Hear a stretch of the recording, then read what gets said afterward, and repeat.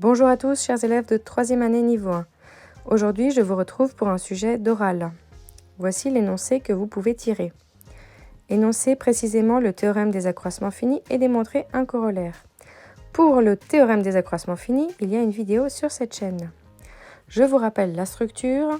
On avait démontré le théorème de Rolle, qui était utile à démontrer le théorème des accroissements finis, donc abrévié TAF, TAF, théorème des accroissements finis. Et ce théorème des accroissements finis a trois résultats.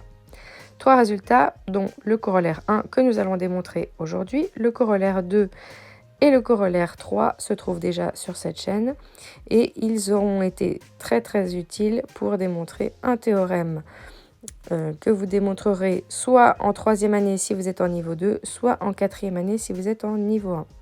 Ce théorème concerne les primitives. Les primitives, deux primitives d'une même fonction ne diffèrent que d'une constante. Théorème très important en analyse, mais aussi dans le chapitre des probabilités.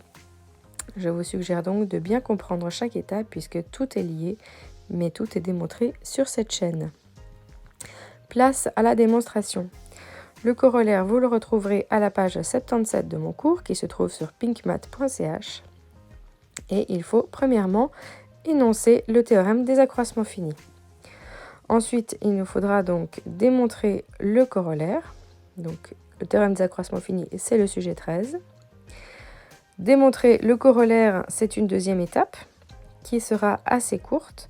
Et en troisième partie, il nous faudra discuter de la réciproque du corollaire.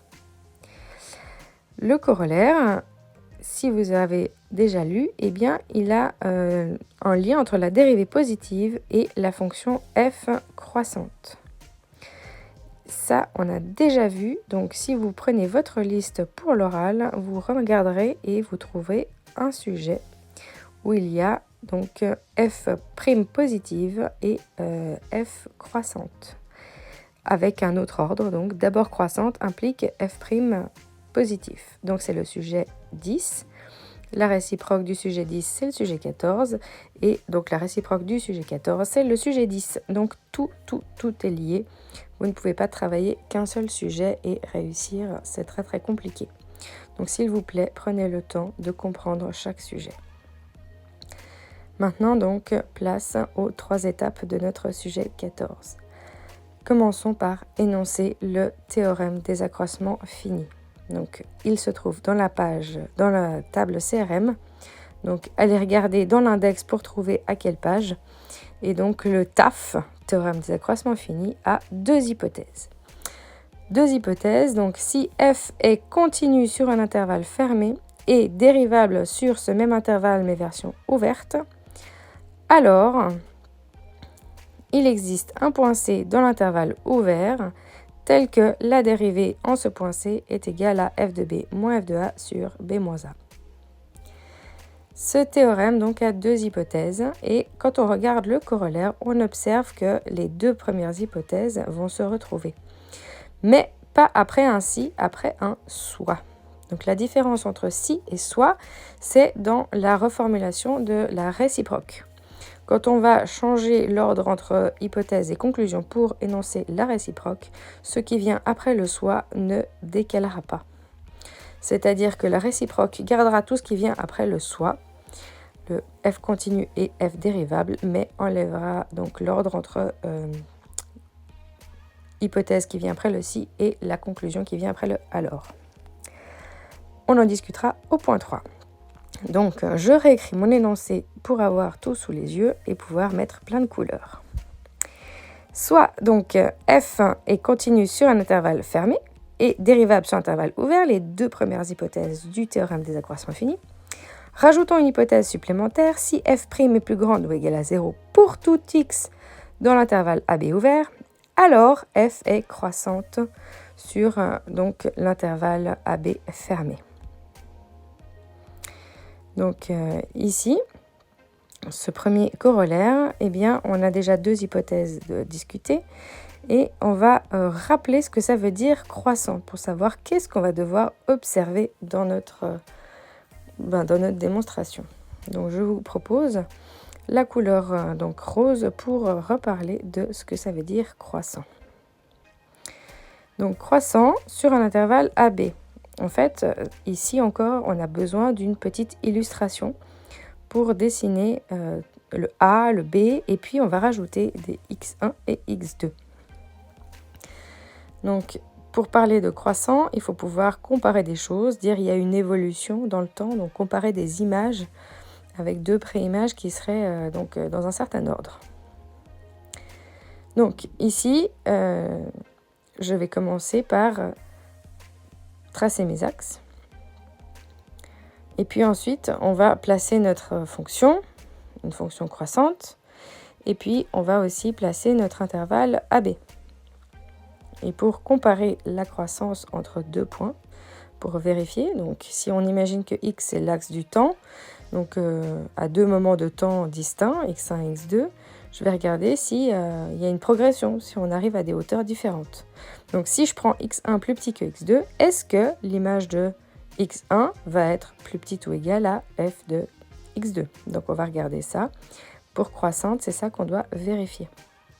Donc ici, il y a de nouveau un si. Si, c'est une hypothèse de plus, c'est quelque chose qu'on va de nouveau fixer.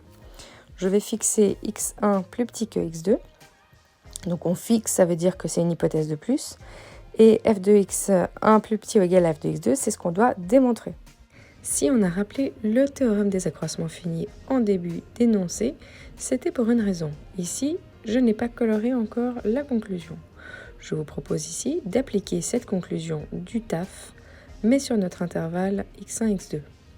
C'est une astuce qui nous aidera à démontrer notre inégalité. Donc ici, ce que je vous propose, c'est de repartir dans la démonstration à l'aide de notre conclusion du TAF et on va écrire à chaque fois x1 à la place de A et x2 à la place de B. On aura ainsi le TAF appliqué à l'intervalle de x1 à x2.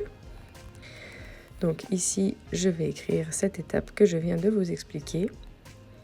Donc on applique le théorème des accroissements finis. On a le droit pourquoi? Puisque c'est une partie de l'intervalle AB qui est donc avec la fonction toujours continue et dérivable. x1 est donc fixé plus petit que x2. On a donc f' d'un certain c.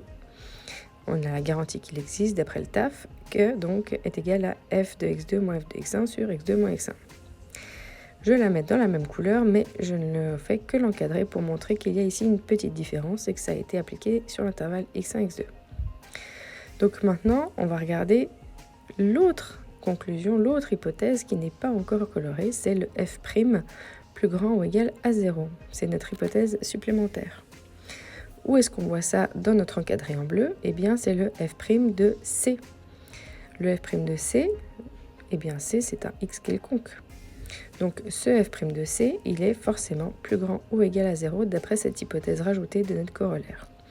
Quant au x2 moins x1, eh bien on va ici utiliser une autre hypothèse fixée, c'est que x1 est plus petit que x2, donc si je mets x1 du côté de x2, c'est donc positif, plus grand que 0. Donc si on envoie x2 moins x1 du côté de f' de c, qu'est-ce qu'on obtient? On va obtenir f' de c fois x2 moins x1, et c'est égal à f de x2 moins f de x1. Règle des signes, donc on rappelle qu'on a f' de c plus grand ou égal à 0. x2 moins x1, c'est donc plus grand que 0. Règle des signes, on a plus grand ou égal à 0 fois plus grand que 0. Ça donne donc quelque chose de plus grand ou égal à 0.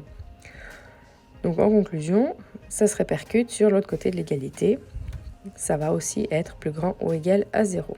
Réécrivons-le tranquillement sur une ligne supplémentaire. f de x2 moins f de x1, c'est plus grand ou égal à 0, chacun de son côté de l'inégalité, et on obtiendra donc que f de x2 par rapport à f de x1, eh bien c'est plus grand ou égal. Et voilà, donc qu'est-ce qu'on devait montrer? Que eh bien, f de x2 était plus grand ou égal à f de x1. C'est la définition de la croissance. On a ainsi démontré que f est donc croissante si notre dérivée est positive. Donc ici, la démonstration du corollaire est terminée. Que reste-t-il à faire? La dernière étape ici, on en a déjà parlé, il s'agit de la réciproque. Quand on vous dit d'écrire la réciproque, discuter de la réciproque, on vous demande premièrement de l'énoncer, savoir quelles sont les hypothèses qui ont été placées dans le rôle d'une conclusion, et puis ensuite de dire si c'est vrai ou faux. Donc ici, on va repartir sur notre théorème et on va enlever. Donc l'hypothèse deviendra une conclusion, la conclusion deviendra l'hypothèse. Est-ce que c'est vrai? Eh bien, on en a déjà parlé, c'est vrai, puisque c'est le sujet 10 et donc c'est un sujet que nous avons déjà démontré.